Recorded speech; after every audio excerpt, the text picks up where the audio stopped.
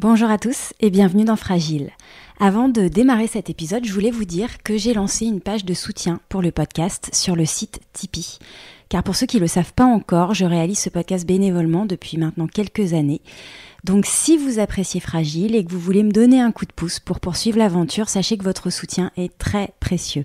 Ça m'aidera notamment à financer les frais de production et ça me permettra aussi de vous proposer plus sereinement de nouvelles rencontres insulaires. Je voudrais dire un immense merci à tous ceux qui ont déjà apporté leur soutien au podcast et pour ceux qui y pensent, je vous mets le lien vers la page de soutien dans les notes de l'épisode. Je vous souhaite une très bonne écoute. Bienvenue sur Fragile. Je vous propose cette semaine de poursuivre votre découverte de Porquerolles, île sœur de Porquerolles. Plus sauvage, plus mystérieuse, plus lointaine, 10 fois moins peuplée que sa voisine Porquerolles, Porquerolles fut un haut lieu de villégiature intellectuelle pour des artistes et gens de lettres. Dans l'esprit de l'île, magnifique ouvrage paru aux éditions Claire Pollan, dont je vous recommande vivement la lecture, Pierre Buffet, grande personnalité de Porquerolles, écrit « Ceux qui ont su s'implanter dans cette île avaient un supplément d'âme. Ils ont su se nourrir de la poésie de ce lieu et s'en sentir solidaires, au point souvent de ne pouvoir s'en arracher. » En cette rentrée, je suis heureuse de tendre mon micro à Janine Sémulaire, l'une des premières institutrices de Porquerolles. Il y a des rencontres qui transforment votre vision du monde et vous font sentir plus léger. Janine est de celle-ci. Une rencontre lumineuse et rare qui, je l'espère, saura vous toucher autant qu'elle m'a touchée. Bonjour Janine. Bonjour Ingrid. Merci de me recevoir chez vous à Hyères. Janine, je suis très heureuse d'ouvrir avec vous cette série d'entretiens sur Porquerolles qui forme avec ses îles sœurs Porquerolles et le Levant l'archipel des îles d'Hyères. Janine, vous êtes née en Allemagne sous l'occupation française à la fin des années 20 où votre père militaire avait été muté. Votre mère était originaire du Mourillon, un quartier de Toulon. Quand votre père entre à la caserne Vassoigne à Hyères, vous n'avez même pas 1 an. Vous grandissez à Hyères et en 1944, à l'âge de 17 ans, vous passez le concours de l'école normale pour devenir institutrice. Cette même année, votre père entre dans la résistance et est tué monté de Costebelle. Vous démarrez vos premières années d'enseignement dans les hôpitaux et en 1947, vous êtes nommée sur l'île du Levant pour remplacer l'institutrice en place, Denise Vial, qui venait d'accoucher. Et d'ailleurs, son fils Jean-Louis sera plus tard l'adjoint spécial de l'île du Levant. L'année suivante, vous êtes nommée pour 1 an à Porquerolles. Porquerolles qui entre ainsi dans votre vie pour ne plus jamais en sortir. Vous y rencontrez Marceline Henry, votre mère spirituelle, dites-vous. On va bien sûr revenir sur cette rencontre qui a beaucoup compté pour vous. Mais pour commencer, Janine, est-ce que vous pourriez me parler un peu de votre jeunesse hyéroise et des années qui ont précédé vos années d'enseignement ? Mes parents avaient fait construire au pied de Costebelle, il y avait en face de notre maison, donc la colline, et le Gros Pin, ce qu'on appelait, le Gros Pin était un établissement avec des plantes, les mimosas, toutes les plantes méditerranéennes.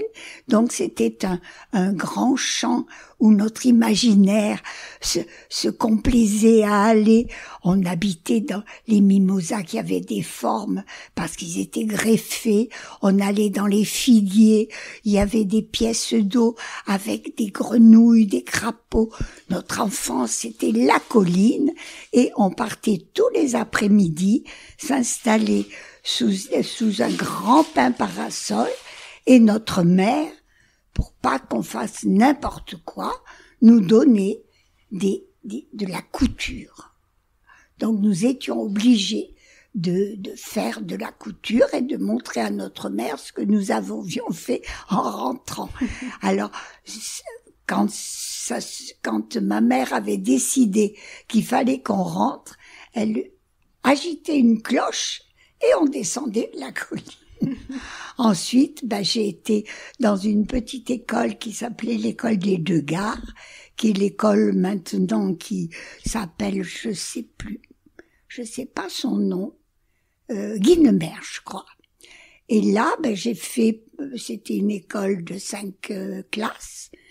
Là, j'ai fait vraiment une époque apprendre à lire, jouer avec les jeux de notre temps, c'est-à-dire que à l'époque des cerises, on faisait des sacs de noyaux de cerises et on jouait à la baraque. on mettait un carton contre le mur de la cour, et là, on envoyait des noyaux de cerises dans un trou et on gagnait 5 noyaux de cerises pour un. Alors on avait des sacs de noyaux de cerises, c'était super. Non, là j'ai passé un temps merveilleux. Une enfance heureuse. D'enfance, oui, très heureuse. Avec des frères et sœurs, Janine? J'avais une sœur qui avait 5 ans de plus que moi, et j'avais surtout des parents très aimants. Et une maison, cette fameuse maison qu'ils avaient fait construire par notre oncle Jules, qui était entrepreneur de maçonnerie. Et là, nous avons la porte ouverte sur toute cette famille que nous avions très nombreuse au Mourillon, qui venait les week-ends passer du temps dans notre jardin et dans la maison. Oui. C'était extrêmement chaleureux, extrêmement accueillant, un milieu modeste, mais tellement ouvert sur l'écoute des autres. Et ma mère était une femme très gaie, qui chantait beaucoup, et vraiment j'ai eu une petite enfance absolument qui m'a plantée définitivement dans une certaine personnalité, parce que j'ai eu ce départ dans l'amour. Et ça, c'est extra. Je crois que ça n'a pas de prix, en effet. En tout cas, ça s'entend, Janine. Vous vivez cette enfance très heureuse au contact de la nature, on l'entend bien. Oui. Voilà, choyée par votre famille. Vous faites vos petites classes d'école et puis en 1947, vous êtes allée au lycée et vous choisissez d'être institutrice. Je crois que ça c'était un vrai choix, une vocation. J'ai échoué au premier concours, ça je l'avais noté. J'ai échoué et je suis rentrée dans l'enseignement par la porte difficile, c'est-à-dire que quand on sortait pas de l'école normale, on devait pendant 5 ans faire des remplacements. D'accord. C'est pour ça que j'ai fait des tas de villages et les îles aussi, parce que il fallait que pendant 5 ans, avant de repasser un examen, c'était le circuit quand on faisait pas l'école normale. D'accord. Ok. Donc le passage par les îles finalement était une forme de je remplaçais des institutrices. On a fait une ellipse, mais la période de la guerre, vous l'avez vécue où? À Hyères également? Oui, à la maison, on avait construit une tranchée et un abri pour quand il y a eu le débarquement, mais avant, quand il y avait des bombardements, comme il y a eu à Toulon, ça a été épouvantable, le bombardement du Mourillon, des arsenaux, tout ça. Donc on avait tous, et nous particulièrement à la campagne, on filait dans la tranchée, et il y avait un endroit qui était couvert où on se mettait, et puis on attendait que ça passe. Mais c'était ça au moment le plus difficile, c'est-à-dire un petit peu avant le débarquement. Autrement, on a eu les Italiens, on a eu les Allemands. Disons, les Italiens, ils retrouvaient des cousins, donc c'était très sympathique. L'arrivée des Italiens, c'était pas des occupants vraiment. Mais les Allemands, c'était autre chose. Ils impressionnaient. Ils impressionnaient par leur chant, par leur façon de défiler, puis c'est là qu'on n'a plus été dans notre école, on a été dans l'école des garçons, car notre école était aux jeunesses hitlériennes. D'accord. Okay. Mais ça, c'était agité, là c'était la période de jusqu'à, en fait... 43-45. Voilà, parce qu'à un moment donné, je pense son cas, c'est en 44-45 que nous qui étions des enfants de l'école primaire, puis des cours complémentaires, tout ça a été supprimé et nous avons tous dû aller au lycée et passer le bac. Alors qu'avant, on n'allait pas dans la partie des lycées. On faisait une carrière, cours complémentaires, institutrice. D'accord. Là, on est allé au lycée. Et c'est là que je me suis aperçue que c'était le commencement d'études intéressantes. Alors on y arrive, en 1947, Voilà. vous êtes nommée sur l'île du Levant. Comment est-ce que vous accueillez cette nouvelle et est-ce que vous pourriez nous raconter, Jeannine, cette expérience? Est-ce que c'était la première fois que vous vous rendiez sur l'île du Levant? Oui, je pense. De toute façon, les Hérois, on n'allait pas dans les îles, hein, du tout inconnus. Je suis nommée avant d'autres postes que j'ai eu ailleurs. Hein. J'ai eu San Salvador, j'ai eu Gien, les hôpitaux de Gien, j'ai eu pas mal Jules Ferry, j'ai roulé pas mal sur Hyères. Puis on m'envoie au Levant remplacer Madame Vial, qui était déjà partie. Donc j'arrive dans une île du Levant, peu après la guerre, il y avait encore des Allemands qui travaillaient, qui étaient prisonniers, qui travaillaient. Ils déminaient surtout l'île. Donc j'ai été accueillie assez froidement par un adjoint débordé, les gens revenaient tout doucement, et il y avait, comment dirais-je, j'ai eu la chance dans cette nomination qui était vraiment une aventure. Moi, je me retrouve dans cette île que je connais pas, je sais pas où je vais loger, où je vais... Vous avez 20 ans, vous êtes toute jeune. J'ai 20 ans, donc je suis un peu perdue. Et là, je tombe sur justement la famille Vial, notamment la mère, la belle-mère de Madame Vial, son beau-père, qui avait à l'époque un petit restaurant qu'on appelait Légane, avec le restaurant en bas et des chambres au-dessus. Et ces gens merveilleux m'ont accueilli et m'ont pris en pension. Ils avaient une fille de mon âge, donc j'ai vécu là au Levant une aventure extraordinaire. Je vais lire un petit extrait d'un texte que vous avez écrit, parce que vous écrivez, Jeannine, vous dessinez aussi, on en parlera un petit peu, dans lequel vous parlez du Levant, et vous dites « Ce matin est mouillé, la terre colle aux semelles, mais les parfums montent le long du chemin. J'écrase le brin de romarin, la menthe fleurit, la germandrée entêtante et je m'envole, me sens palpiter du souffle de ces parfums. J'adore mes amis Vial, car ils ont su m'accueillir avec cette simplicité des gens des îles. Comme un livre qu'on ouvre, ils lisent la phrase qui dégage l'esprit de l'auteur comme une senteur, et cela suffit à la connaissance. » Vous exprimez très bien dans ce texte ce que j'ai vécu avec eux. Tout à fait. Des gens merveilleux, vraiment. Et en même temps, c'est à décrire ce petit restaurant avec son feu de bois où on faisait tourner les petits oiseaux sur une broche. Car il n'y avait pas à manger beaucoup, hein. On mangeait des petits oiseaux. On avait des brochettes, ça tournait.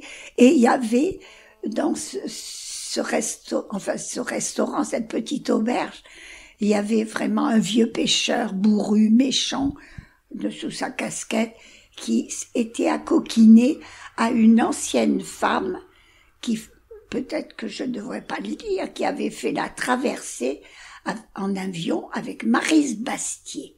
Et elle s'était accoquinée avec lui, elle vivait dans les îles. Une femme charmante, mais il y avait une population très particulière au Levant. Vous pourriez nous dire un petit peu comment vous avez ressenti cette population? Alors vous aviez les gens, puisque j'avais des élèves quand même dans l'école. Vous en aviez combien, vous vous souvenez? Je pense que j'en avais 8 ou 10, dont les enfants du phare, qui est à l'autre bout de l'île. Donc j'ai eu l'occasion à la fois d'avoir Légade, qui était le port face à Portmont, et d'aller jusqu'au bout où le soleil se lève, c'est-à-dire le phare, complètement à l'est. C'était vraiment là des rencontres. Disons que toute cette population qui fait le Levant, varie entre des pêcheurs qui pêchaient illégalement avec, comment ça s'appelle, comme des petites bombes. Et puis, ceux qui mettaient des pièges d'oiseaux. Ensuite, les gens normaux qui vivaient là, mais certains revenaient, mais il n'y avait pas le bateau souvent. On était ravitaillés très mal, donc c'était une aventure. Et au phare, il y avait une communauté avec le gardien, sa femme, ses enfants. Et là, c'était aussi vraiment des gens très originaux. J'ai rencontré plus d'originaux au Levant qu'à Port-Cros. Au Levant, vous aviez au fort, il y avait un Allemand qui vivait avec un Lettonien et qui était il adorait le soleil. Donc il faisait... Pas pour rien qu'on l'appelle Héliopolis. Oui, il y avait vraiment des gens très originaux et bienveillants. Il n'y avait pas de raison, j'étais surtout avec Madame Vial et son mari et sa fille, et c'était là vraiment mon centre d'intérêt et ma vie avec eux. Ça, c'était riche, très riche. Vous avez donc aimé cette expérience à J'ai vécu le Levant magnifiquement. Alors, en 1948, c'est sur l'île voisine, Port-Cros, que vous êtes nommé pour enseigner. On est encore au lendemain de la guerre. L'île, comme vous l'avez dit tout à l'heure, a été comme hier occupée par les Italiens, puis évacuée sous l'occupation allemande. Donc vous découvrez Port-Cros qui renaît progressivement. C'est la première fois que l'école de Port-Cros ouvre officiellement. D'ailleurs, l'école se fait dans un ancien local militaire devenu la sacristie de la chapelle Saint-Tropez. Vous êtes accueilli par Robert Buffet, alors adjoint spécial de Lille, et vous logez dans un petit appartement au-dessus de la poste. Vous vous liez d'amitié rapidement avec les Henry, Marcel et Marceline, et Micheline Buffet, la sœur de Pierre Buffet, actuel propriétaire du manoir de Port-Cros. Avant que vous nous parliez de cette amitié tout à fait singulière et de l'importance que Marceline Henry a joué dans votre vie, j'aimerais que pour les auditeurs du podcast, rappeler quelques éléments concernant l'histoire de Port-Cros et le rôle joué par Marcel et Marceline Henry. Alors Marceline Henry, elle est arrivée à Port-Cros il y a un siècle, à la fin de la Première Guerre mondiale, avec son amant, Jean Picard, de son nom de plume Claude Balline, qui était un poète lyrique avec qui elle s'est liée quand elle était infirmière pendant la guerre. Il est tuberculeux et Port-Cros est un lieu rêvé pour s'y retirer alors que la mort menace le poète. En 1919, Marceline envoie un télégramme à Marcel, son mari, indiquant « Nous avons trouvé le paradis, viens ». Marcel Henry, notaire de profession, accepte la situation et les rejoint. Il passe pour un ami du couple aux yeux des Port-Crosiens. Même si Marceline Henry est impressionnée par l'histoire de François-Joseph Fournier et le modèle agricole instauré à Porquerolles, ils imaginent à Port-Cros une autre façon de gagner leur vie à travers un tourisme élitiste pour les amoureux de nature. Ils achètent l'auberge Pascal qui transforme en hostellerie provençale, dont leurs neveux Christiane et Robert Buffet prennent la responsabilité. L'île attire des artistes, des musiciens, des naturalistes, des écrivains, des scientifiques, des hommes politiques. Marcel Henry obtient que la mairie d'Hyères et la Poste subventionnent un service quotidien au départ des Salins. En 1925, Jean Paulhan, qui vient de prendre la direction de la Nouvelle Revue Française, y fait un premier séjour et se lie d'amitié avec Marceline Henry, qui est la seule abonnée de Lille à la NRF. Le fort de la Vigie est loué par Jean Paulhan et sa femme et devient le lieu où se rassemble toute une communauté littéraire, au rang desquels Marcel Arlan, Henri Michaud et beaucoup d'autres. Le phalanstère littéraire est interrompu pendant la guerre. Bien sûr. Les Henry et les Buffet reviennent sur l'île au printemps 46 et relancent l'activité de l'hostellerie provençale. Et vous arrivez 2 ans après à Port-Cros. Janine, est-ce que vous pourriez nous raconter votre arrivée à Port-Cros, vos premières impressions? À quoi ressemblait l'île et qu'est-ce qui vous a marqué vraiment quand vous êtes arrivée? Port-Cros, j'avais fait une petite promenade en arrivant avec le bateau quand j'allais au Levant. Et j'avais suivi un chemin et j'avais trouvé, par rapport au Levant, une île très arborée, des grands arbres, une forêt. C'était pas le cas du Levant. On voyait toujours la mer du Levant, des sentiers qu'on suivait. Là, on entrait dans une forêt, donc ça m'avait beaucoup impressionné. J'avais trouvé cette île sombre. Sauvage. J'étais de passage. J'avais su un chemin, j'ai repris le bateau.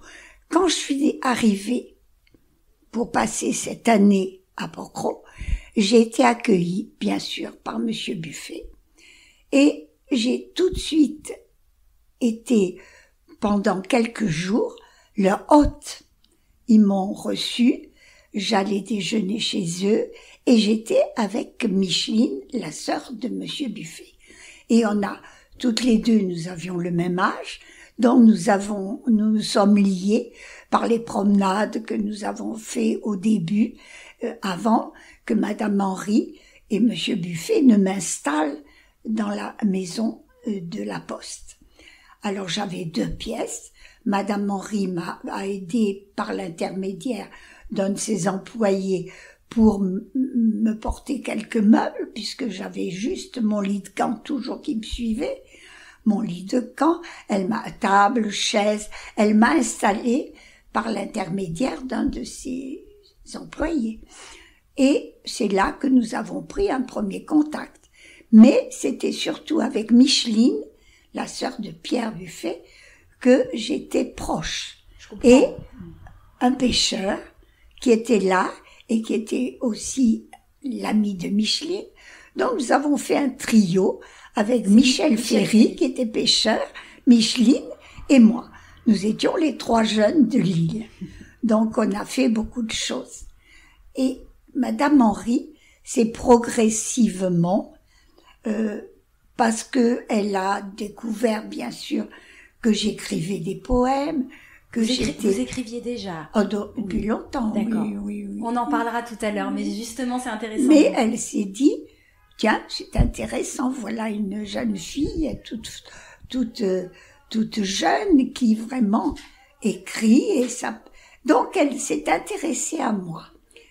Et à partir du moment où elle avait réintégré le fort, parce qu'au début, le fort n'était pas accessible. J'en avais la clé pour aller rêver, mais elle n'était pas installée au fort.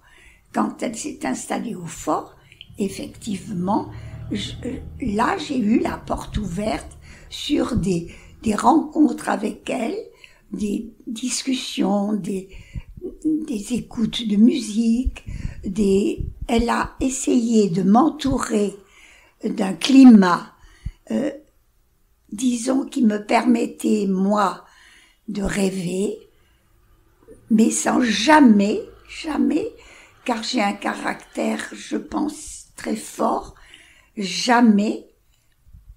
Vous influencer? Voilà, jamais.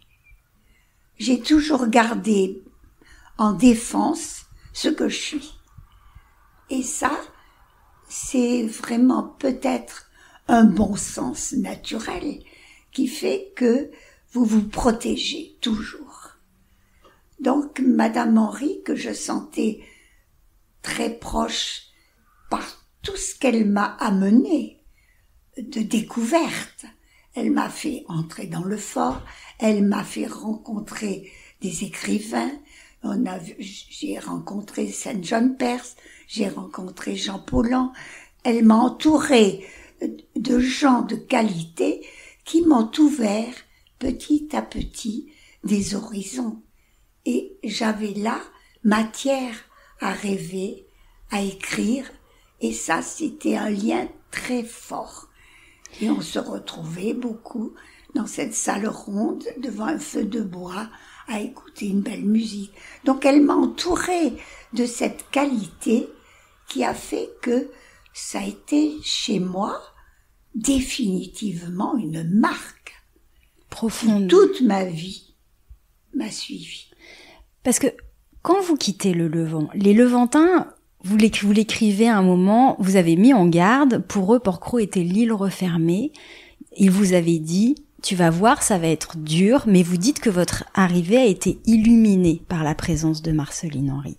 Alors on dit de Marceline Henry qu'elle avait une autorité naturelle. Pierre Buffet dit que c'était une personne lumineuse, solaire et complexe, qu'il a pu mesurer l'impact que cette promiscuité solaire avait pu exercer sur ses choix et qu'il a tenté d'en atténuer les excès. Il ajoute « Je reste infiniment reconnaissant à Marceline de m'avoir donné l'exemple de la discipline dans la gaieté, de l'enthousiasme dans la quête d'idéal et surtout une curiosité des choses qui m'a aidé à en relativiser l'importance. » De votre côté, vous dites de Marceline Henry, et je pense que de ce que vous m'avez dit précédemment, vous rejoignez complètement les propos de Pierre Buffet, que votre mère naturelle était la tendresse et Madame Henry était votre mère spirituelle. Je crois que vous l'avez bien expliqué sur le rôle et l'impact que Marceline Henry a pu à la fois jouer dans votre vie et en même temps votre force de caractère qui vous a permis de conserver une certaine indépendance malgré tout, parce qu'on sent que c'était une femme de poigne, si je puis me permettre. Grande présence, mais très délicate, car, me dit Pierre, elle avait déjà pris un certain âge. Donc peut-être les traits de caractère étaient un peu atténués. Oui, je pense. À quoi, vous l'avez un petit peu expliqué, hein, vous dites que quand vous alliez au fort, vous écoutiez Marceline, écoutez par exemple un concert de Rachmaninoff, vous dites « Mon cœur palpite ». J'ai 20 ans, nous lisons des poèmes de Paul Valéry. On peut un peu s'imaginer une période complètement merveilleuse, en effet. Donc, on sent qu'il y avait certainement une complicité très forte entre vous, cet amour réciproque pour la littérature et les arts, permis également d'entretenir cette amitié. Vous n'aviez quand même pas le même âge. Vous dites que vous étiez proche de Micheline et de Michel qui était de votre âge, mais voilà, Marceline Henry s'apparentait plus, comme vous le dites, à une mère. Néanmoins, vous avez eu des relations d'amitié, on le sent, qui sont profondes. Est-ce que vous qualifieriez Marceline Henry, dans sa force et sa détermination, d'une femme moderne pour son époque? Bien sûr. Elle a eu un rêve. Elle a voulu réaliser un rêve au travers d'une aventure difficile. Elle a été à la hauteur car c'était une femme extrêmement habile, sachant choisir les êtres qui l'entouraient, sachant où elle devait aller. Elle savait ce qu'elle voulait. Et je pense qu'elle a eu une autorité. Et elle a imposé à Porquerolles une personnalité que tout le monde reconnaissait comme la personne la plus importante de Porquerolles. Quand les gens montaient au fort pour, par exemple, Noël, ils montaient au fort pour voir Madame Henry. Madame Henry comptait infiniment. Elle était une personnalité lumineuse, bienveillante, mais pleine d'autorité cachée. C'était une diplomate. Vous la décrivez très bien. Est-ce que ça, quand vous dites une personnalité de l'île, un petit peu à l'image de ce que François-Joseph Fournier a pu être pour Porquerolles, dans un autre style, j'entends bien. Mais je pense qu'elle a voulu, au travers de l'île, qu'il y ait une image forte, que les gens puissent, même s'ils contestent, même s'ils critiquent, car ça c'est le fait de ce que nous sommes, mais elle était Madame Henry. Ça, c'est sûr. On le sent bien. Vous avez côtoyé son mari également, Marcel Henry. Si Marceline se distinguait pour son amour par son goût et son amour pour la littérature, Marcel était reconnu pour son goût pour la musique et la botanique. Très lié au frère Jehandier, botaniste à qui l'on doit l'ouvrage de référence Petite histoire des îles d'hier. Ils ont remodelé les chemins de l'île. Est-ce que vous avez des souvenirs de Marcel Henry ? Alors, Monsieur Henry était un homme extrêmement discret, déjà. Alors j'allais au Toiton, j'étais souvent invitée au Toiton où était c'était leur demeure à ce moment-là, ils allaient au Toiton. Et là, c'est vrai qu'il m'a montré ses collections, il m'a parlé de son travail, mais c'était un homme très, très discret. Donc je l'ai pas beaucoup connu, Monsieur Henry. La personnalité de Madame Henry était tellement forte que Monsieur Henry était l'image d'un être qui était derrière, qui était très présent, mais très discret, pour moi. Beaucoup plus effacé. Mais il est venu à l'école, il m'a apporté des collections de papillons, il a été aussi très présent. Mais je n'avais aucun mouvement vers lui.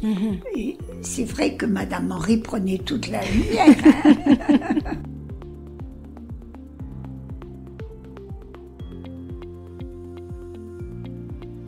Est-ce qu'on peut dire que Marcel et Marceline Henry ont créé une forme... alors oui, ça c'est sûr, une forme de tourisme raisonné, et qu'en cela ils étaient en quelque sorte des précurseurs de l'écologie dans la prévention du tourisme de masse. Tout à fait. Ils étaient vraiment, c'est vrai, qu'ils ont cherché toujours à s'entourer de gens de qualité, tout en étant proches des uns et des autres. Mais je pense que ce goût d'une certaine qualité qui va non pas créer des élites, non, qui sont des gens qui ont au fond d'eux la croyance en des valeurs profondes de bienveillance, d'écoute des autres, de donner du souffle quand on peut donner du souffle aux êtres. Je pense qu'ils s'entouraient de ces gens-là. Et ça, c'est absolument indispensable. Ils ont eu, au fort notamment, des tas de gens de qualité, tout simples, mais des gens de qualité. Je pense qu'ils n'étaient pas, si vous voulez, dans cette forme d'une certaine élite un petit peu éloignée du quotidien, cette élite un peu méprisante parfois. Ils n'avaient pas autour non, de disons ce que genre c'était probablement une forme d'élite, mais choisie, artistique, scientifique. Tout à fait, et de cœur et de qualité. On le sent tout à fait. Et d'ailleurs, vous l'avez dit tout à l'heure, vous avez côtoyé cette communauté littéraire, artistique, scientifique dont s'étaient entourés les Henry. Vous avez dit que vous avez croisé, connu Jean Paulhan. Est-ce que vous avez des souvenirs ou peut-être une anecdote à nous raconter de cette période? Alors Jean Paulhan, mon souvenir, c'est surtout Paris, car Madame Henry a eu la bienveillance de m'emmener avec elle et pour rencontrer Jean Paulhan et lui montrer mes poèmes. Ah, merveilleux. Donc on est allé près des arènes de Lutèce où il habitait à Paris, et là il m'a reçu très gentiment avec ce petit filet de voix qu'il avait. Il avait un petit filet de voix. Et bien sûr, il avait lu mes poèmes et il m'a dit, vous savez, Janine, il faut travailler. Bien sûr, moi je sortais les phrases qui me convenaient et je n'y revenais jamais. Donc c'était vraiment sortait comme ça, la poésie sortait de moi, puis voilà, on revenait pas là-dessus. Janine, il faut travailler. Travailler. Il avait lu vos écrits. C'est intéressant, mais travailler. Parce qu'en effet, vous écrivez, vous dessinez aussi, Janine. Vous avez tenu votre journal, alors entre 48 et 88, mais même peut-être au-delà. Je dis ça parce que j'ai entre les mains un petit recueil qui mentionne un certain nombre de souvenirs de ce journal. Donc, est-ce que vous avez toujours écrit? Si vous voulez, la première fois que j'ai écrit, c'était au moment, bien sûr, de la guerre. Je devais avoir 16 ou 15 ans. Il y avait un va-et-vient de famille dans la maison parce que il y avait eu les bombardements du Morillon, et j'avais ma petite chambre où je me retrouvais et où j'ai commencé mon journal.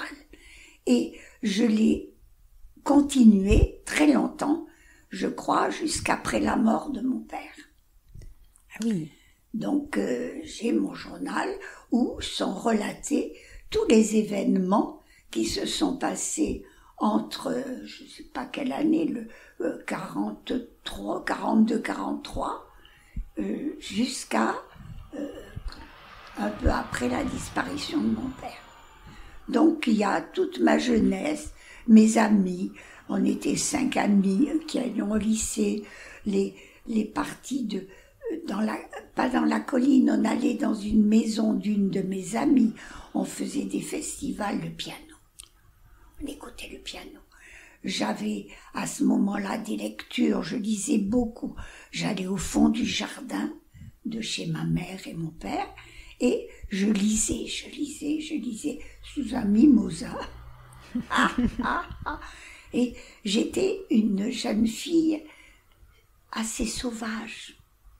À la fois j'avais des amitiés, mais à la fois j'aimais mon rond de solitude qui me permettait de lire et d'écrire mon journal. Alors j'avais pris je lui avais donné un nom. Comment s'appelait-il? C'est à mourir de rire. Quand je le relis, les premières pages, c'est enfantin, mais c'est après que vraiment tous les bombardements, le débarquement, l'occupation, tout y est. Mais comme Anne Frank aussi avait donné un prénom à son journal. C'est vrai. Oui. Il s'appelait comment le vôtre? Sibylle. Comme c'était joli. Vous écrivez, donc ça c'est important de l'indiquer, vous écrivez vraiment avant d'arriver sur les îles. Oui. Est-ce que Porquerolles a joué un rôle particulier dans votre rapport à l'écriture? Est-ce que ça a été, bon j'ai un peu la réponse à ma question, mais une source d'inspiration pour vous? Bien sûr, même le Levant. Que vous dire? Cette approche de la poésie a évolué. Elle a évolué très tard. C'est-à-dire qu'elle était une forme facile d'expression, et un jour, il n'y a pas très longtemps, j'ai découvert autre chose, c'est-à-dire une écriture différente. Et c'est là que les dessins sont arrivés. Donc, si vous voulez, dans le déroulement de cet état de poète, on va le dire, sans prétention, il y a eu plein de poèmes simples, issus d'une inspiration subite, d'une émotion, et au fur et à mesure des années, un jour, il y a eu un choc qui a été dû à une autre rencontre à Porquerolles d'un homme remarquable, qui est monsieur Jean-Claude Silbermann, surréaliste. Et un monde nouveau s'est ouvert. Qu'est-ce que ça a déclenché, ça, chez vous? Donc, à la fois l'écriture et le dessin, simultanément? Oui, tout à fait. Dans l'écriture? Dans l'écriture, une pensée différente, c'est-à-dire laisser parler son inconscient. Et se libérer de choses profondes dont on n'avait peut-être pas idée. Ce n'est pas une psychanalyse du tout. C'est se laisser aller et voir que les mots créent des mondes tout à coup. Et au niveau des dessins, ça ne correspondait pas du tout aux mots, ni à l'expression de la poésie, mais à un autre monde de l'inconscient qui me libérait complètement. Je laisse aller mon crayon et au niveau du dessin, je découvre des tas de choses que j'avais pas prévues. Incroyable. Et tout ça, c'est des bonheurs qui se sont installés très tard. En quelle année vous aviez à peu près quel âge? Oh, c'est récent. Vraiment récent. C'est récent. Et alors, je vais vous interrompre pour vous dire qu'il y a eu entre-temps, je suis partie à Paris, oui. Je me suis mariée, j'ai eu des enfants, donc ça c'était un autre journal et d'autres poésies. Tout à fait. Donc c'est postérieur à cette période parisienne. Et c'est après la période de rencontre de cet autre mode d'expression, c'est après, effectivement, et bien plus tard. Et est-ce que du coup la forme d'écriture prend encore la forme de la poésie ou c'est tout autre? Toujours. Donc il y a toujours un rythme. Je peux pas m'en empêcher. Un besoin un peu pas musical, mais presque. Comme quelque chose qui va avoir un mouvement, qui va m'apporter quelque chose comme comme une musique.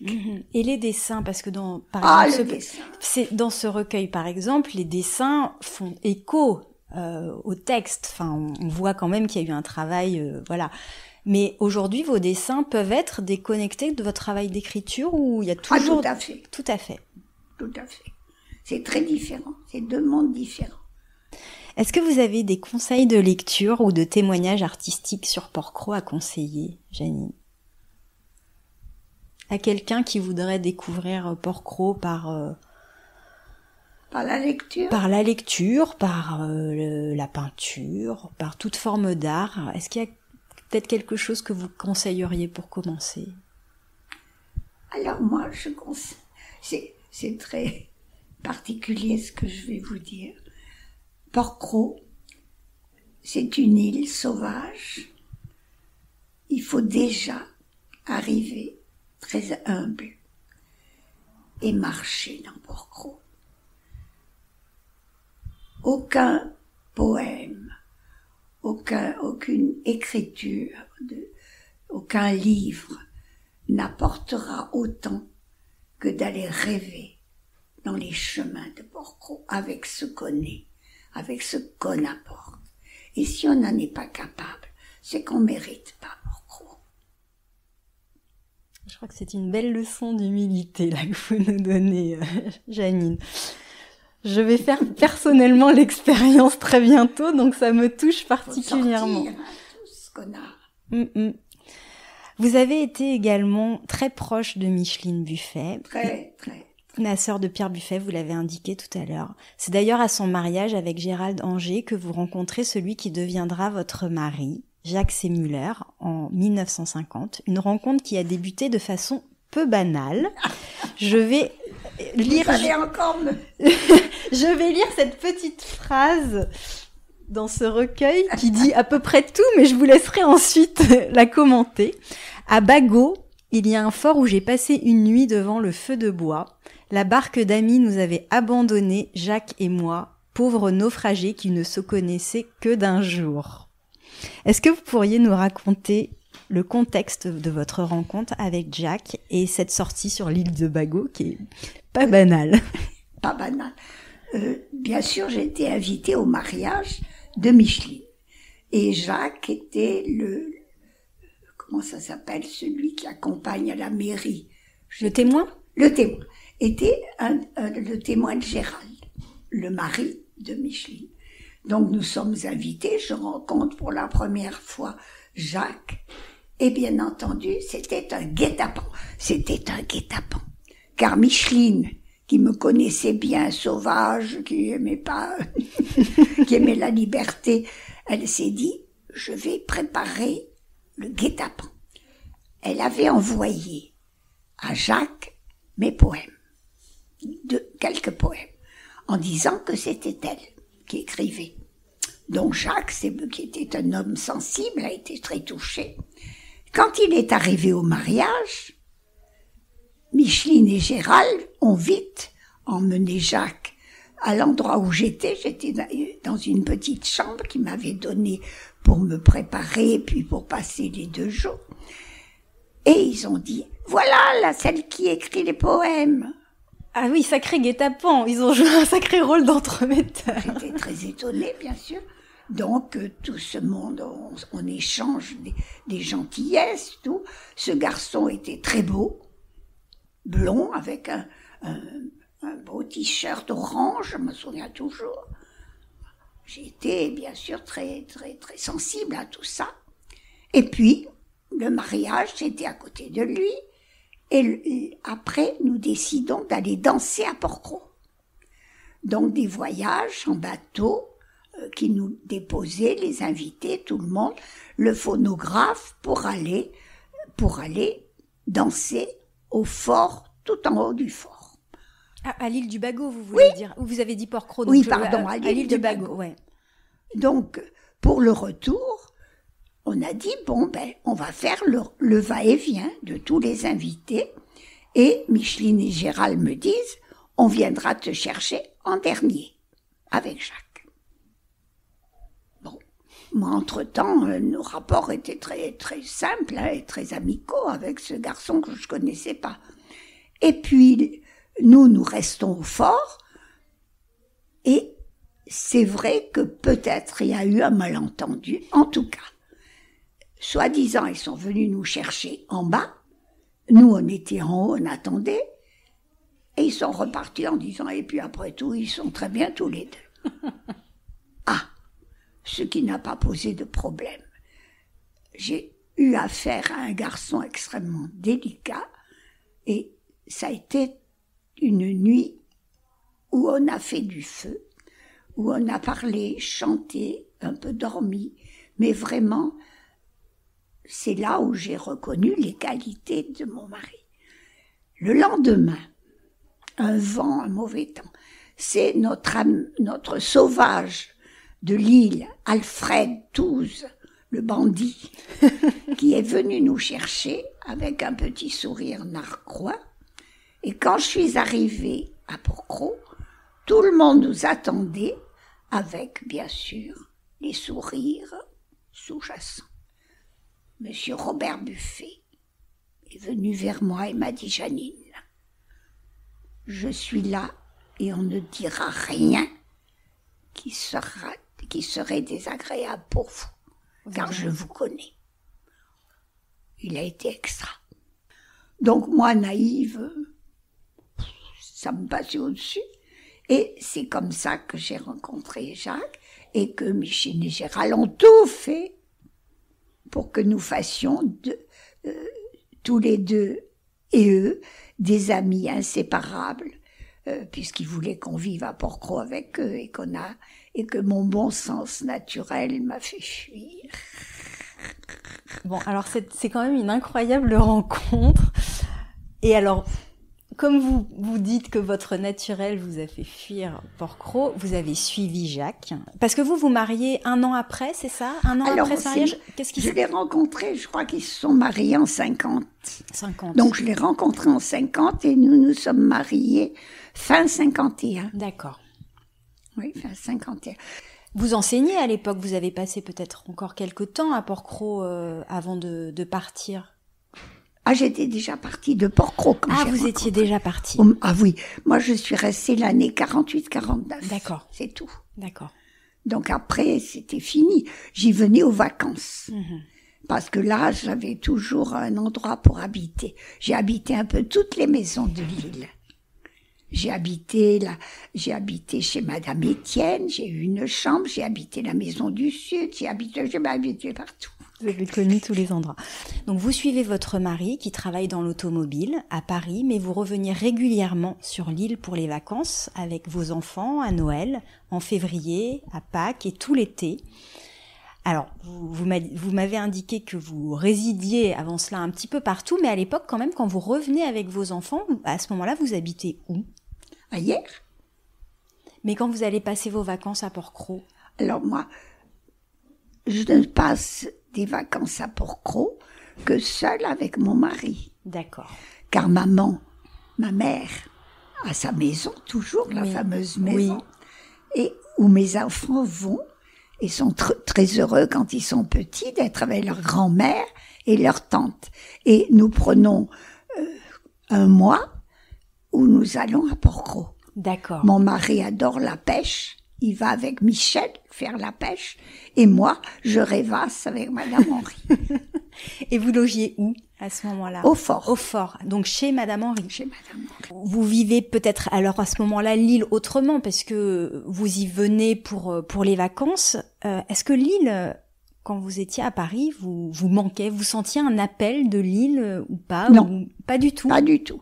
Pas du tout. Je vais vous dire, j'étais tellement confrontée à des réalités de vie de couple qui démarre et qui a des conditions difficiles de vie. C'est pas simple, c'est une bataille. Donc toute mon énergie allait là. Et j'avais simplement le bonheur, de temps en temps, de voir arriver Madame Henri. Oui, jusqu'à la mort de Madame Henri, vous avez pu aller en vacances et passer un peu de temps avec elle, ou est-ce qu'il y a eu quand même des périodes... Oui, tout à fait. Oui. Dans ça, nous y allions. Et puis elle a, si vous voulez, elle a beaucoup apprécié aussi mon mari, alors qu'elle a été très attentive avant de le faire venir au fort. C'était un lieu particulier. Donc elle a beaucoup apprécié mon mari. Et c'est vrai qu'il partait beaucoup à la pêche et il avait des activités sportives, lui. Donc on s'équilibrait très bien tous les deux. Et on se respectait beaucoup. Donc il m'a permis de vivre Porquerolles toujours, même quand j'étais mariée. Et c'est vrai que à Paris, quand Madame Henry, de temps en temps, venait à Paris, elle venait toujours voir la maison et voir comment je vivais. On sent que dans vos relations, aussi bien avec votre mari qu'avec Madame Henry, il y avait une forme... vous l'avez dit au tout début, que vous aviez une forme de... Je pense que vous êtes une personnalité, une personne de caractère qui a besoin certainement de son environnement de solitude. J'ai besoin de ma bulle. Voilà, exactement. Et donc vous êtes entouré certainement de gens qui ont su respecter cela. Oui, tout à fait. Voilà. J'ai eu beaucoup de chance. Ça se sent vraiment. Et quand j'étais à Paris, il y avait un substitut à ce que m'avait apporté Porquerolles, c'est que j'ai rencontré les amis de mon mari qui étaient des gens remarquables.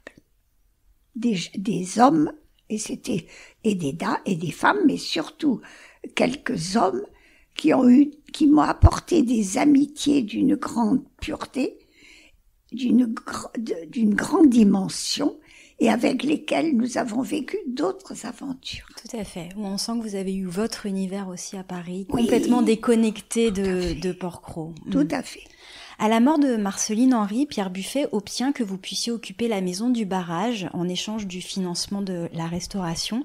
J'aimerais lire, alors j'espère ne pas me tromper, mais il y a un poème qui s'intitule Barrage dans ce petit recueil, donc je suppose qu'il est question de cette maison. Vous me permettez de le lire, ou alors vous pouvez le lire si vous voulez, je le lis. Donc Barrage. Je suis une tortue de vieille carapace, n'écoutant plus mon cœur brisé de guerre lasse. Je balance tortue mes écailles usées, au-dessus des remous de terre caillouteuse. Et ma tête attentive, alourdie de pensées, charge de ses regards les chemins difficiles. Aller très loin avec ce poids de ma tenace charge, chercher l'ombre et la mousse des caches souterraines. On sent que c'est une maison un peu spéciale. Est-ce que, il n'y a pas d'eau, pas d'électricité, je crois. Il y a de l'eau. Il y a de l'eau. Vous dites que c'est une maison en adéquation avec la nature sauvage. Alors, je pense que vous parlez de la nature sauvage, mais peut-être aussi un petit peu de votre nature personnelle. Est-ce que vous pourriez nous en parler de cette maison ?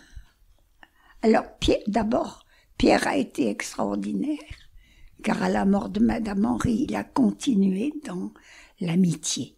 Donc, on a pu aller au fort, comme vous l'avez dit, et ça a été quand même un très beau cadeau. Puis, un jour, il nous a dit, si vous voulez quelque chose à Porquerolles, il y a le barrage, la maison du barrage. Donc, je vais la remettre en état et vous pourrez y vivre, venir en vacances. Alors, bien sûr, il y a eu un échange de façon que ce soit pas trop lourd pour lui de réparer cette maison. Et puis, nous avons commencé notre installation au barrage. Disons, c'est une maison simple, dure. On peut peut-être préciser pour les auditeurs, c'est une maison qui est très ancienne, qui a 200 ans oui, à peu très près, vieille, qui a été habitée par les gardiens de par les gardes. C'est oui, ça. Tout à fait. C'est très isolé, c'est pas très loin du manoir, mais on s'enfonce dans le vallon de la solitude. Tout à fait. Et l'arrivée au barrage, pour moi, ça a été tout à coup une autre histoire, une autre approche de l'île, sévère. J'avais très peur, très peur.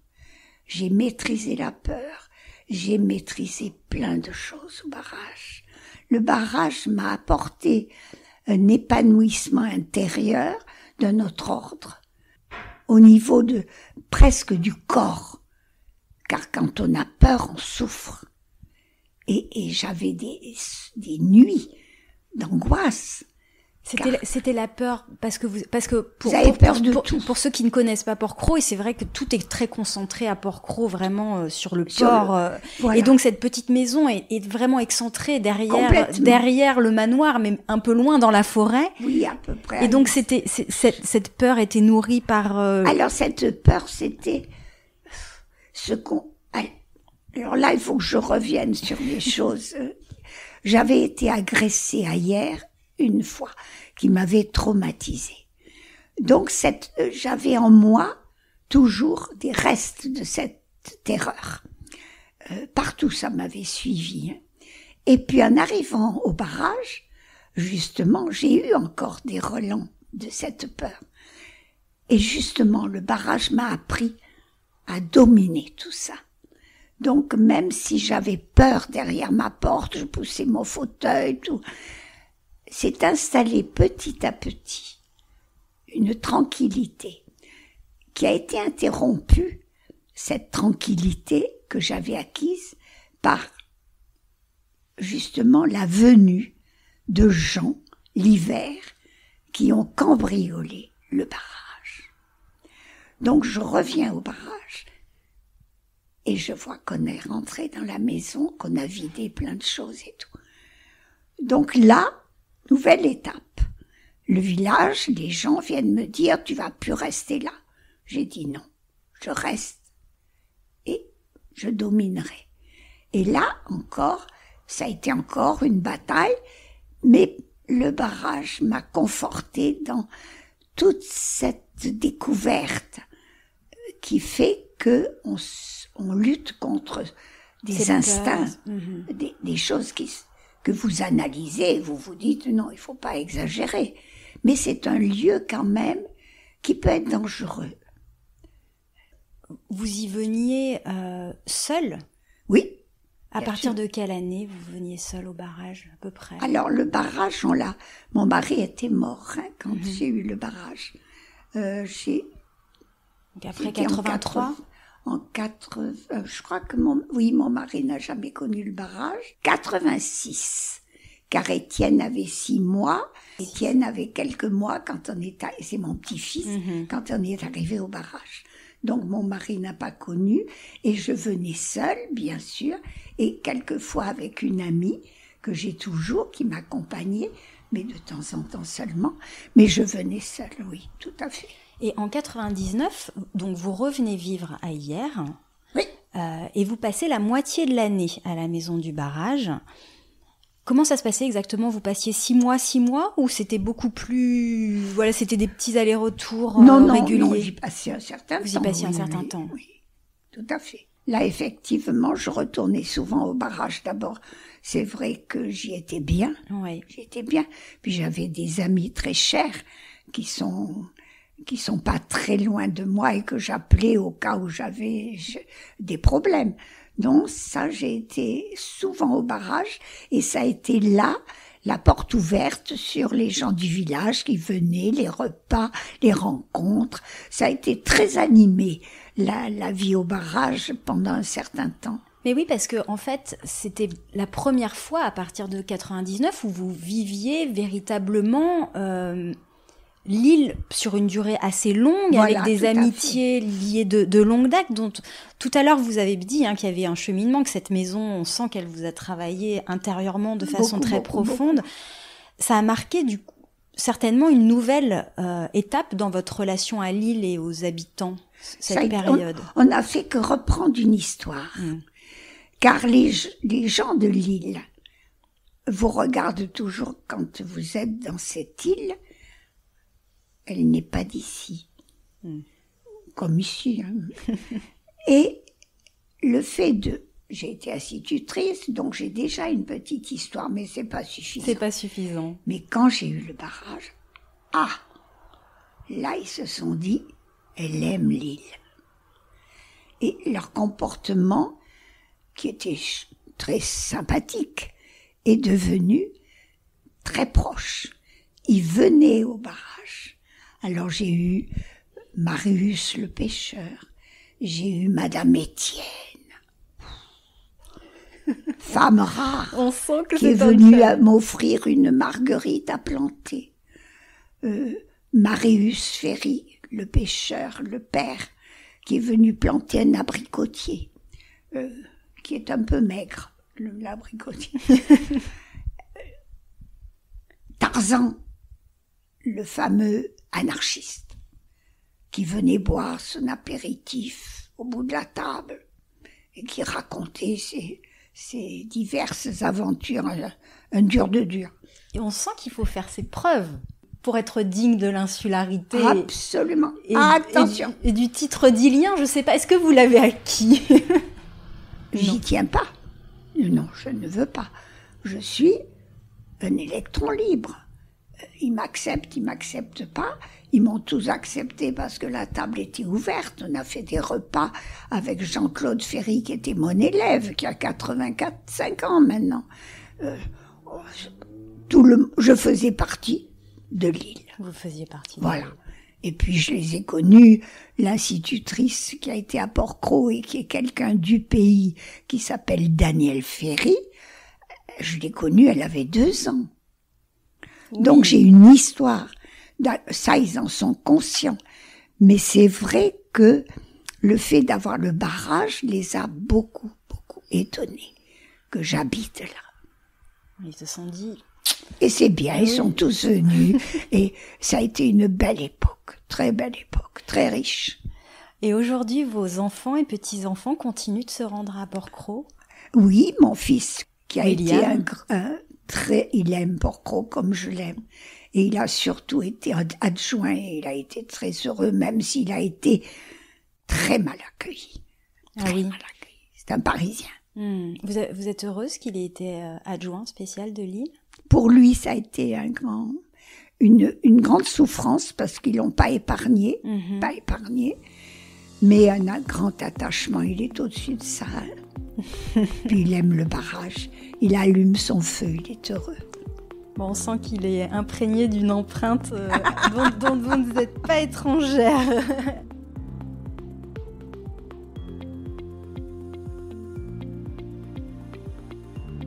J'aimerais qu'on parle de votre lien à Port-Cros à travers une petite série de questions très courtes et assez concrètes. Quelle est la saison que vous avez préféré vivre sur l'île de Port-Cros? Vous enlevez juillet, août. Et tout le reste? Tout le reste, formidable. Noël, on a fait des Noëls. Février, les mimosas qui commencent, il n'y en a pas beaucoup, mais il y en avait là où j'étais, il y en avait un, ils l'ont éradiqué parce que bon. Mais tous les mois, le mois de juin, magnifique, c'est magnifique le mois de juin. Non, tous les mois, vous enlevez juillet, août, où il y a davantage de va-et-vient, mais on est protégé quand même. Hein. Les gens viennent pas, ils viennent, les touristes, mais bon. Faut accepter aussi ça. Non, il faut pas être égoïste, il faut pas refermer. Est-ce qu'il y a un ou des endroits que vous affectionnez particulièrement à Port-Cros? J'aime beaucoup la pointe sud, où il y a la maison du sud, il y a un banc qui est devant, et on voit la pointe de Bagot et le large. C'est un bel endroit pour rêver. Et puis le Cognier, parce que j'ai mis ce que j'aime, enfin mon mari, les cendres de mon mari et Michel Ferry, qui est mort bien après, ont été envoyés jetés à la Gabinière, qui est ce grand rocher, qui est comme un magnifique tombeau. Et là, c'est vrai que j'aime bien à la pointe du Cognier, je vois la Gabinière et je pense qu'il y a des mérous qui ont avalé tout et qui transportent ce que j'aime. C'est une très belle image. Si vous deviez décrire la géographie des lieux en quelques mots à quelqu'un qui ne connaît pas du tout Port-Cros, comment vous lui décririez-vous cette île? Peut-être en termes de végétation, de relief Alors, avant tout, c'est une île très boisée, donc forêt. Ce que vous avez tout de suite vécu quand vous êtes arrivé. Ça m'a quand même interpellée. Le fait qu'il y a une forêt à Port-Cros. Après, il y a, c'est vrai, des lieux-dits. Alors, la Pointe Sud, la Palue, Portman, des coins intérieurs, comme la Sardinière, comme les tas de lieux qui font qui font l'île, les forts qu'on aussi, découvre. La ligne des forts, très belle, parce que là, on voit la mer, et l'Estissac, c'est une merveille. Quel fort superbe. On monte là, si vous avez une grande pèlerine, vous êtes Chateaubriand. C'est ce que j'allais vous dire. J'essaierai de jouer les Chateaubriand demain si je vais fouler le sol de Port-Cros. Est-ce que vous pourriez nous raconter un souvenir, une anecdote marquante que vous avez vécue à Port-Cros et dont vous vous dites, il y a vraiment que là-bas que j'ai pu vivre ça, que j'aurais jamais pu vivre ça ailleurs? Je pense que ce qui fait que j'ai cet attachement, parce que j'ai vécu vraiment des choses qui sont jamais revenues dans ma vie. C'est-à-dire ces parties de pêche avec Michel Ferry, ces promenades dans les maquis pour faire des bouquets avec Micheline. C'est des choses rares puisqu'elle est morte et qu'elle s'est suicidée. C'est des choses qui peuvent pas revenir et qui sont marquées. Ces promenades que je faisais avec elle, elles sont restées au fond de mon cœur. Michel, pareil, quand on allait faire les langoustes entre le Levant et Port-Cros, qu'on partait de nuit et attendre le matin pour tirer les paniers. Jamais ça revient, ça. Les moments vécus au fort, avec cette grande tablée où on prenait le petit déjeuner avec des tas de gens discrets, mais dont la conversation était agréable. Ça ne revient pas, ça. Et en plus, j'ai une philosophie de l'instant. Donc tout ce que j'ai vécu, j'ai dit ça ne reviendra jamais. Et de fait, c'est ancré encore plus profondément dans votre mémoire, j'ai l'impression, non ? Si bien qu'actuellement, je ne regrette pas une minute de ne pas revenir à Port-Cros. La dernière fois que vous êtes allé à Port-Cros, c'était quand ? Il y a 2 ans. Il y a 2 ans. L'île vous manque ou pas ? Non. Non ? Pas du tout. Pas du tout. Pas du tout. Vous arrivez à faire revenir et rejaillir des... J'ai vécu tellement intensément tous les moments, en étant consciente que ça ne reviendrait pas. Et tout ce que je vis, j'essaie de le vivre comme ça. Rien ne revient. Rien. Ouais, c'est une belle leçon. Enfin, rien. C'est moi qui le dis. C'est pour moi. Globalement, sur la vie insulaire, alors on dit souvent que la vie insulaire, elle fascine, autant qu'elle peut effrayer. Qu'est-ce qui fait, selon vous, sa particularité ? Peut-être en termes d'espace, de temporalité, de vie en communauté. Moi, je dirais la liberté quand même. Hein. Vous avez une île et vous y êtes libre. Vous marchez, vous promenez, vous rêvez, vous y vivez. Comme moi j'y ai vécu, j'ai eu cette chance. La liberté. Ensuite, le respect que vous doivent les gens, non, ça n'existe pas. Les gens sont comme ils sont. Et ils réagissent comme ils sont dans une île. C'est rare qui cachent ce qu'ils sont, réellement. C'est difficile de le cacher sur une île. Oui. Même si on voulait. Tout à fait. Tout le monde se connaît, tout le monde sait. Celui-là est comme ça, celui-là est comme ça, tout de suite. Non, moi, c'est vrai, le fait d'être au barrage, j'aurais vécu dans le village, j'aurais été différente. C'est pas pareil. Là, c'est la liberté. Vous me disiez, précisez votre question là que vous venez de me poser. Je vous sais pas si j'y ai répondu. Si, bah vous avez répondu à en tout cas une partie qui me semble être une partie vraiment intéressante. Et d'ailleurs, je vais lire un petit extrait de ce que vous dites de l'insularité qui rend fragile.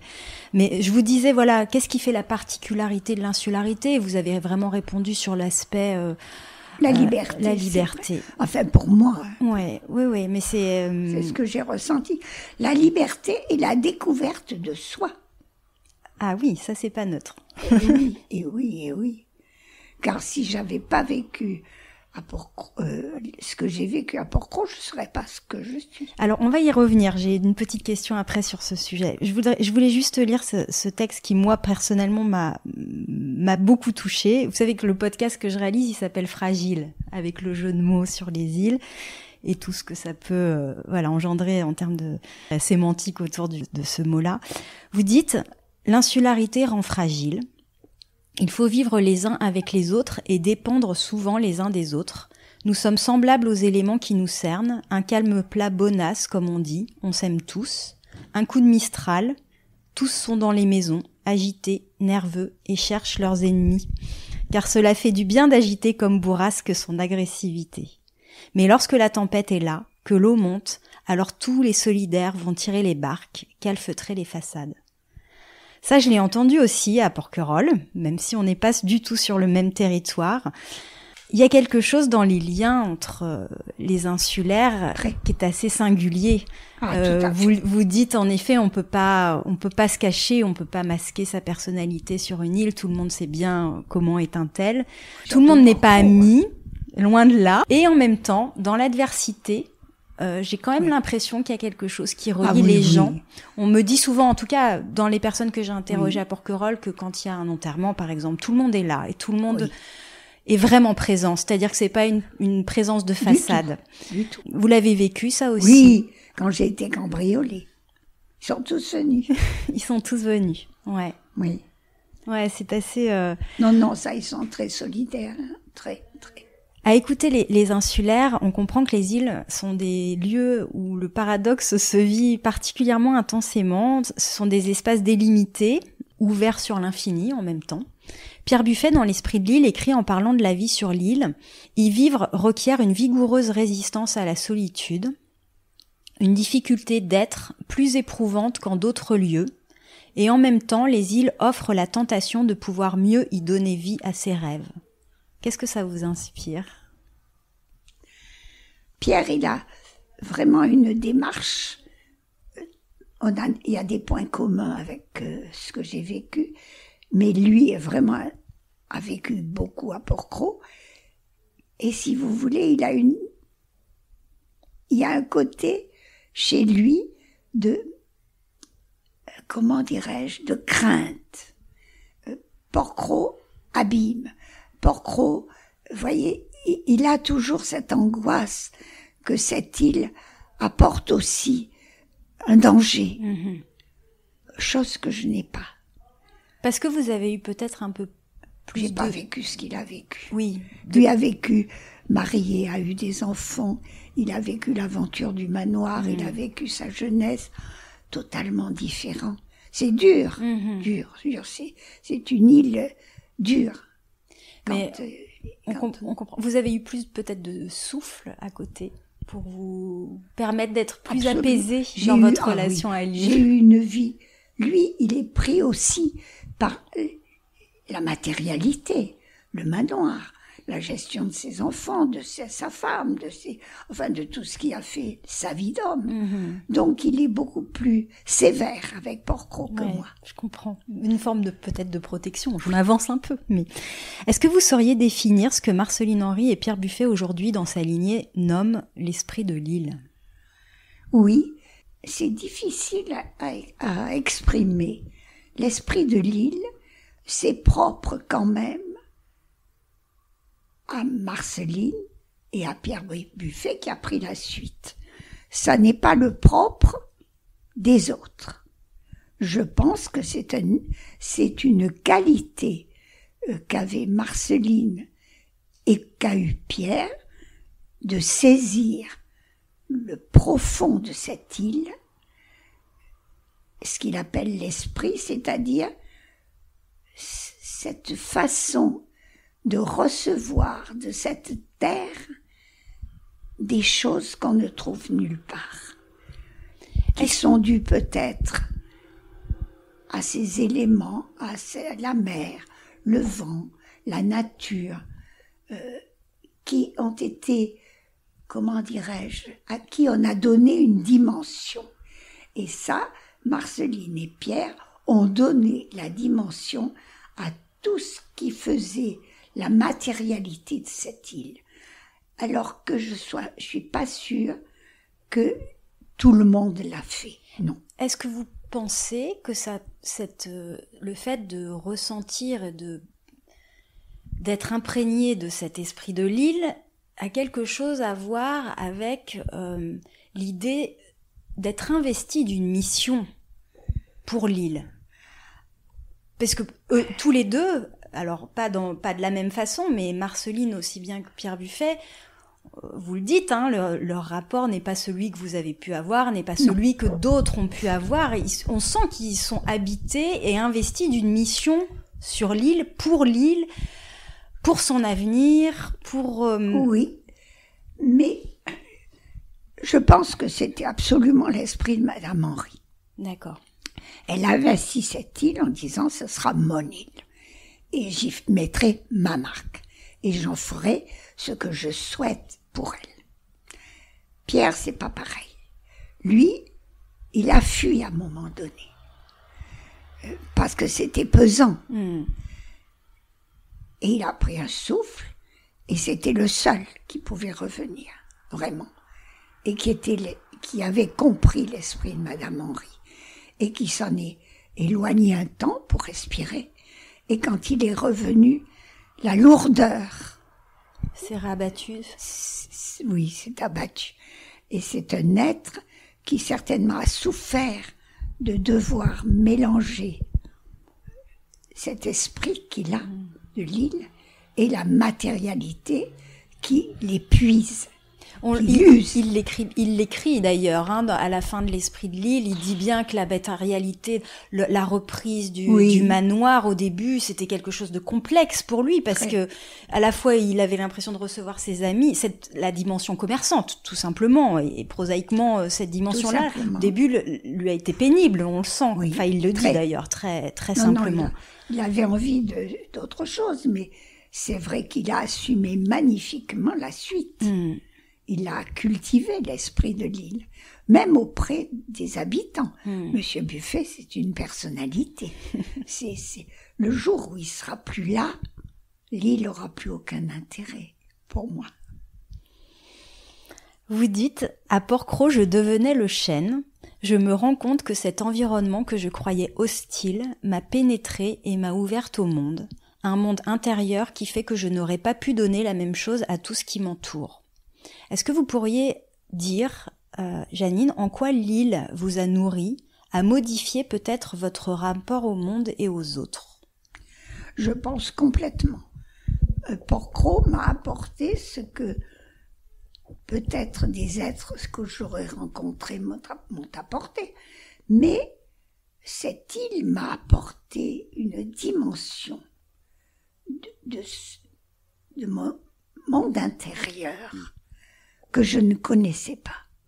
Je crois qu'elle a apporté l'environnement qui me permettait de découvrir autre chose que la vie banale, que l'approche simple des gens.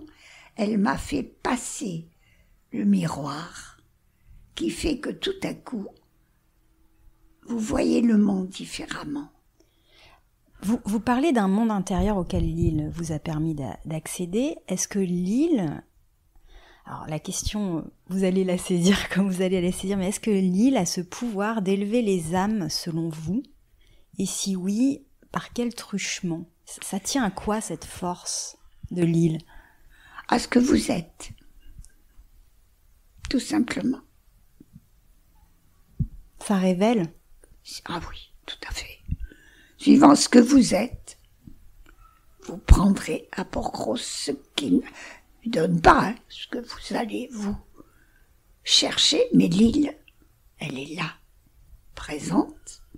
Elle offre sa nature, ses souffles, ses grands chênes, ses maquis, ses odeurs. C'est vous qui portez tout.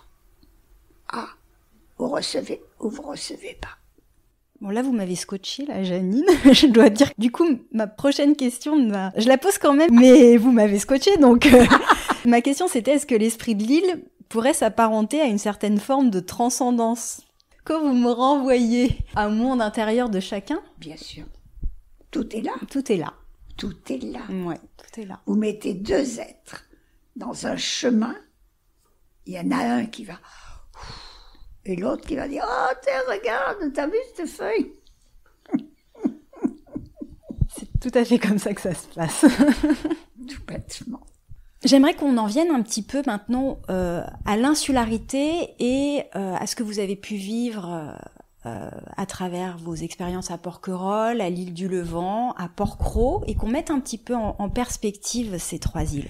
Porquerolles et Porquerolles sont souvent présentés comme des îles sœurs, Porquerolles la douce, Porquerolles la sauvage, pour caricaturer. Vu de Porquerolles ou de l'île du Levant, le caractère insulaire de Porquerolles peut sans doute être questionné. Oui. Quand Porquerolles est desservi 4 à 5 fois dans la journée, l'accès à Porquerolles est beaucoup plus limité. Une navette aller-retour tous les 2 jours en hiver. On voit bien qu'on n'est absolument pas sur les mêmes proportions. Porquerolles compte entre 15 et 30 habitants, on va dire. Quand Porquerolles en compte 300, pas de bar, ni de restaurant, ni de café ouvert l'hiver. Bon, c'est le cas aujourd'hui aussi à Porquerolles avec la situation. On voit que la continuité territoriale est à géométrie variable selon les îles. Vous avez remplacé l'institutrice malade à Porquerolles. Vous vous souvenez en quelle année c'était ? Ça doit être J'ai quitté Porquerolles 48-49, donc je pense que ça devait être en 50. En 50. Ça bascule entre fin 49 et 50. Donc vous avez fait l'île du Levant, Porquerolles et Porquerolles presque, voilà, en 3-4 années. Est-ce que Porquerolles, c'est une île que vous connaissez bien ?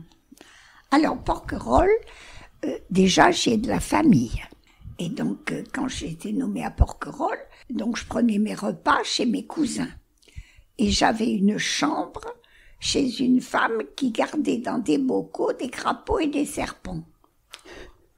Donc déjà, quand je suis arrivée, j'étais un peu impressionnée. Et j'avais une chambre pleine d'édredons violets. Vous l'avez écrit, là. J'étais terrorisée. Oui, je crois. Et pourtant, c'est l'île sur laquelle vous dites que vous aviez de la famille. Autant sur l'île du Levant et Porquerolles, vous arriviez en terre inconnue. À Porquerolles, vous arrivez, oui, vous avez... Et je meurs de peur. Et vous mourrez de peur, c'est incroyable. Affreux, cette chambre. Vous dites, dans le grand salon, la cheminée trône dans l'ombre avec sur le rebord des bocaux où finissent de se figer serpents, crapauds, mulots. Oui. La chambre que j'occupe m'impressionne, un grand lit ouvert... couvert d'un édredon violet entouré de sombres tentures. Heureusement, dans l'angle, il y a niché un canapé d'une place. C'est là que je me love le soir en n'oubliant pas de rêver d'assassinats sordides au couteau de cuisine. J'ai une imagination épouvantable, ça me tue. Pourtant, Porquerolles est quand même beaucoup moins redoutable au premier abord que Porquerolles. Enfin, je veux dire, est beaucoup moins c'est drôle, mystérieuse. Hein. Oui, mais il y avait l'esprit de l'île. Ah oui. Oui. Ah oui, peut-être. Là, c'est une île qui est rattachée au continent, pratiquement, franchement. Elle est trop près. Donc, il y a des paysages magnifiques, des plages sublimes, hein. Plage d'Argent. Oh, la première fois que je suis arrivée à pied, là, à la plage d'Argent, c'était la liberté, la beauté. C'était pas un bateau qui venait. Ah, quelle merveille, cette île, elle est très belle. Hein. Mais c'est vrai que j'ai pas du tout été habitée par Porquerolles. Du tout. Il y avait des classes d'une 20aine d'enfants. J'étais donc avec quelqu'un, dont j'ai oublié le nom du reste. Et vraiment, c'était une île bienveillante, sympathique. J'avais donc ses cousins, mais j'ai rien vécu de puissant, d'aussi puissant que ce que vous avez. Il n'y a que le Levant et Porquerolles.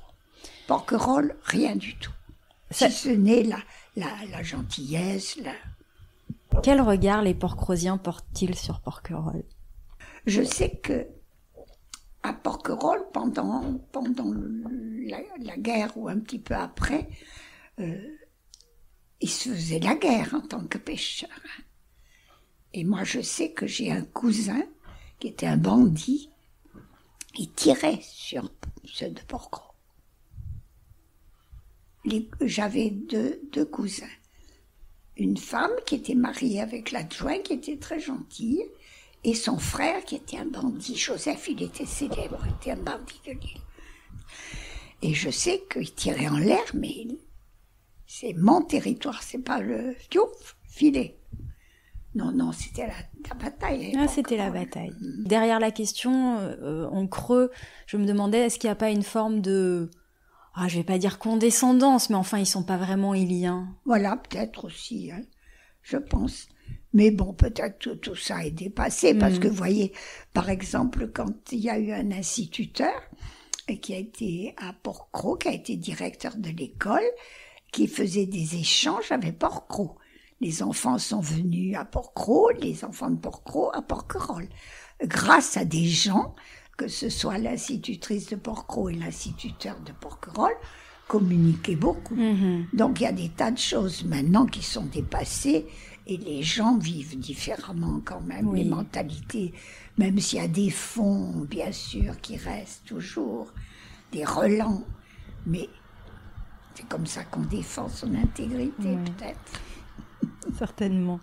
Porquerolles, Porquerolles et l'île du Levant sont souvent désignés par ceux qui ne les connaissent pas individuellement et dans leur singularité comme un tout formant les îles d'hier.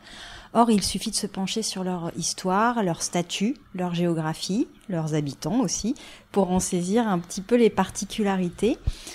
Chacune porte une identité, des problématiques qui lui est propre.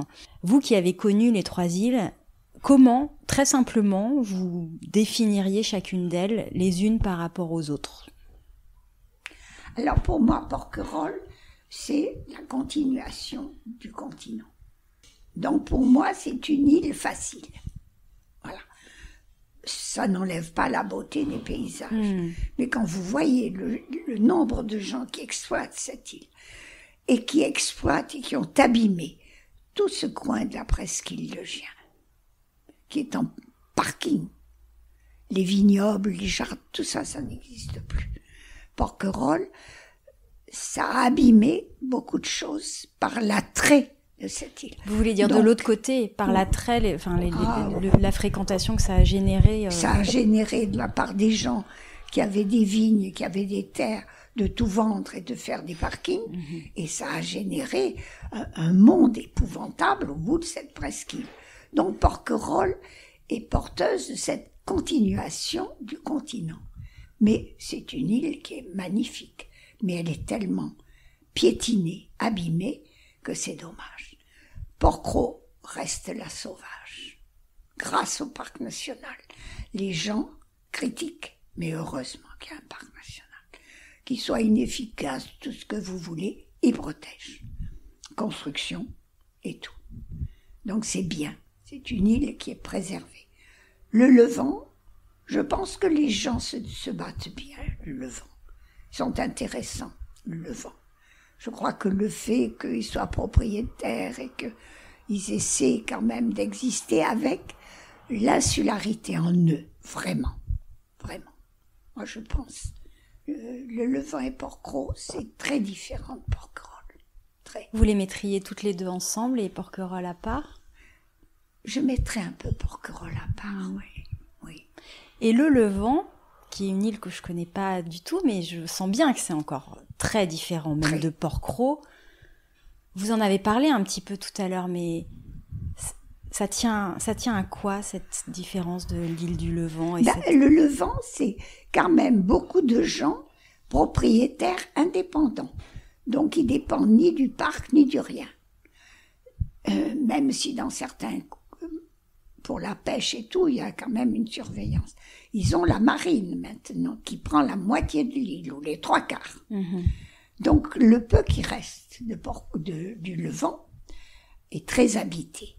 On le voit, hein, c'est très et concentré. Les gens sont propriétaires, mais sont des gens qui ont une mentalité particulière de naturistes, certains, et de naturistes purs et durs, certains, et puis de gens ordinaires qui vivent comme ils ont envie et qui se défendent justement de la connotation naturiste, tout nu, etc. Mais il y a une grande majorité de naturistes. Et ceux-là, de plus en plus, sont importants. Et voudraient que cette île ne soit que ça. Donc je vois mon ami Sylvette se bat pour qu'effectivement les gens qui sont propriétaires de leurs biens, de leurs restaurants, de leurs maisons, continuent à vivre normalement, en toute liberté. Donc c'est une île de particularité. Avec au sein même de l'île des singularités. Voilà, tout à fait. Ouais, c'est intéressant. C'est des gens très particuliers. Eux, l'insularité leur va très bien. Ouais. On parle volontiers de fraternité insulaire au sein de chacune des îles, mais est-ce que, et vous avez un petit peu répondu à ma question, mais est-ce que vous trouvez ou vous pensez qu'il existe une fraternité interinsulaire selon vous? Ou alors vraiment les îles, on parle des îles d'hier, mais finalement ça ne tient qu'à leur géographie, les îliens se fréquentent assez peu entre eux d'une île à l'autre. Alors c'est vrai que William avait essayé d'unir le Levant avec Porquerolles. Ils sont venus jouer au boule, Mais alors c'est ceux qui ont à Porquerolles une mentalité pas très drôle. Un peu réticent.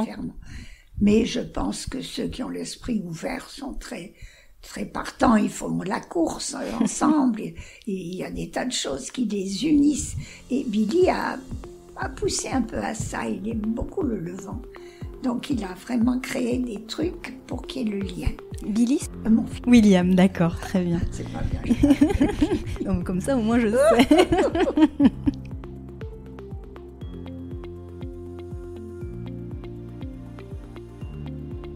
On sait l'hyper-fréquentation dont ces îles sont victimes pendant l'été. Est-ce que vous avez été témoin de l'essor de la fréquentation à Porquerolles ces 70 dernières années ? Affreux.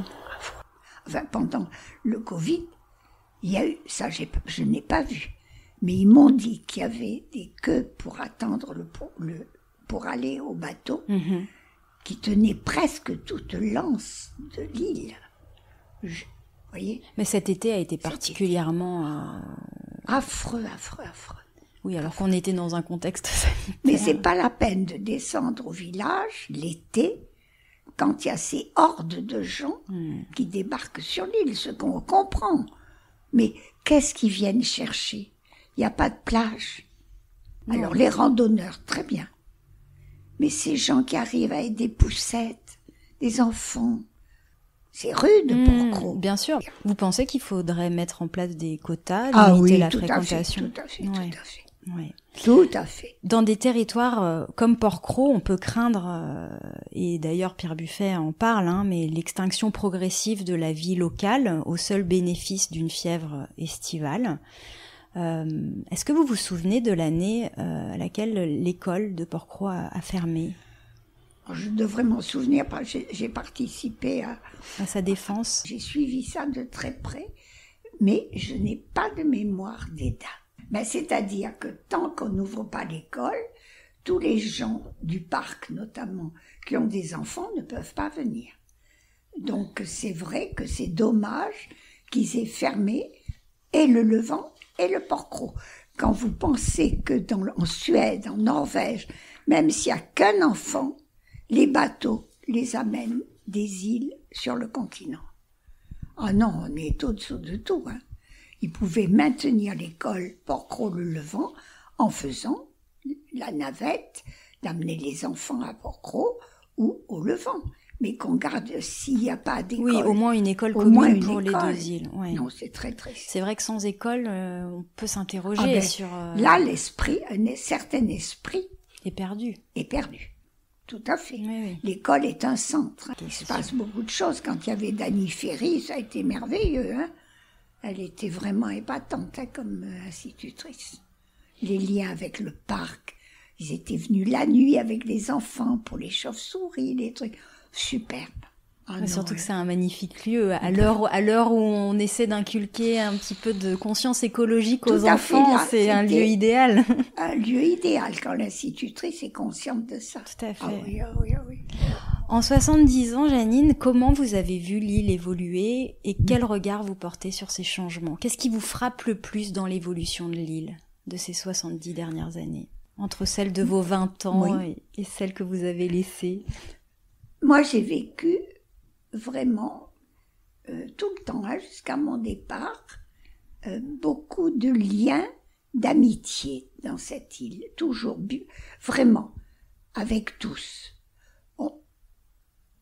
Donc l'évolution, elle se fait en fonction des changements de gens qui arrivent dans les îles. Donc il est arrivé dans des maisons des gens qui n'apportent pas ce qu'apportaient les autres. Des gens qui viennent en vacances dans leur maison qu'ils ont achetée, qui introduisent ce qu'ils sont et qui n'ont pas compris l'histoire de l'île. Donc c'est vrai qu'il y a eu des éléments qui sont arrivés dans l'île qui n'avaient pas une histoire dans l'île. Ça a changé effectivement l'approche. Maintenant, il y en a qui se sont très bien intégrés, mais c'est souvent ceux qui avaient déjà une histoire par les parents. Les mentalités changent, mais il y a un noyau qui demeure. Et ça, on le conserve dès que vous ouvrez la barrière du manoir. Marceline Henry, avec le soutien d'André Malraux, alors ministre, a œuvré pour la protection de l'île, pour que l'île devienne parc national. Est-ce que pour vous, ça a été déterminant dans la protection de Porquerolles ? Vous l'avez dit un petit peu tout à l'heure. Oui. Et est-ce que vous vous souvenez de la façon dont ça a été accueilli par les Porquerolliens ? J'ai 2 questions là, donc vous répondez dans l'ordre que vous voulez. De toute façon, ils sont toujours contre. Je ne sais pas si c'est propre aux Français. On est toujours contre au départ. Et puis, s'ils réfléchissent bien, ils doivent être contents. Mais, par principe. Et puis, ça dépend aussi des gens responsables du parc, du personnel. Si vous avez à la tête un responsable intelligent qui comprend le lien qui doit se faire avec les gens du village, si vous avez un responsable fermé, gendarme et tout, vous avez l'opposition. C'est fou ce que les êtres sont importants et ce qu'ils sont. Comment vous imaginez Porquerolles dans 30 ans ? Est-ce que c'est quelque chose que vous pouvez imaginer ? Non. Non. Non. Les choses vont trop vite ou parce que ça ne vous intéresse pas tellement d'imaginer Moi, Porquerolles, je vais vous dire, moi je serai partie, j'espère, mais Pierre qui va tenir jusqu'au bout, parce qu'il n'a pas d'autre solution. Le jour où il disparaît l'histoire de Porquerolles. Ça sera autre chose. Peut-être très bien. Hein. Il n'a pas de suite. Donc pour vous, c'est très difficile d'imaginer cette suite. Je n'imagine pas, mais je pense très simplement que ce sera une autre histoire. Ce qu'on a vécu est unique. Ce qui viendra après sera autre chose. C'est comme les générations. Les générations passent, elles ont leur histoire. Bon, d'accord, elles ont le souvenir des anciens, très bien. Mais c'est leur histoire. Rien d'autre. La continuité, quand elle peut se faire, c'est merveilleux, mais des fois, à Porquerolles, je ne vois pas de continuité. Non, mais c'est dans le style de Pierre et de Madame Henry. Mais on peut être étonné et espérer. Il me reste 2 questions, Janine. Quelle est votre définition du Porquerolles? Plusieurs définitions. Mais disons qu'ils sont quand même amoureux de leur île, prêts à rejeter et prêts à accueillir. Et c'est une île un peu unique par son statut, par son esprit, par son organisation.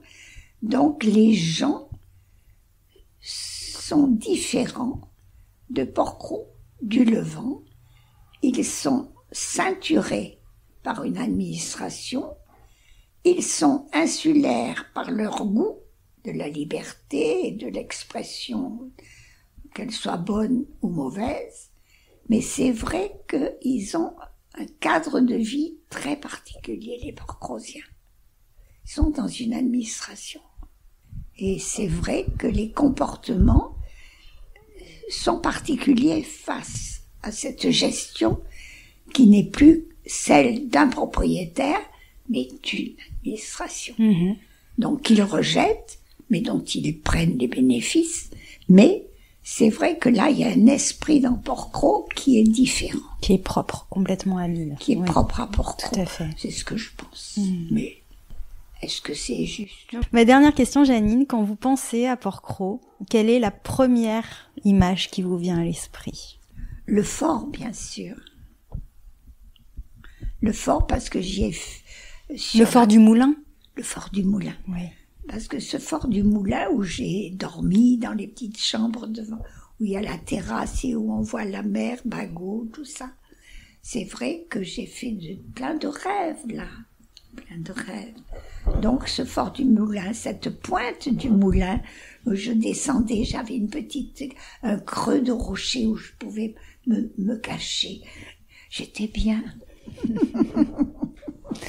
On va rester sur cette belle image, Annie. Je vous remercie infiniment pour votre sensibilité et votre grande générosité. Merci beaucoup. Merci beaucoup. Merci à vous. À vous. Ça a été un joli moment. Merci à Jeannine pour ce voyage dans ses souvenirs et l'histoire de Porquerolles, la puissance et la profondeur de son regard sur l'insularité. Pour retrouver toutes les notes de l'épisode, rendez-vous sur fragileporquerolles.com. Si ce n'est pas déjà fait, vous pouvez toujours vous abonner au podcast Fragile sur Apple Podcast, Google Podcast ou toute autre plateforme d'écoute. Cela vous permettra d'être notifié des nouveaux épisodes tous les 15 jours.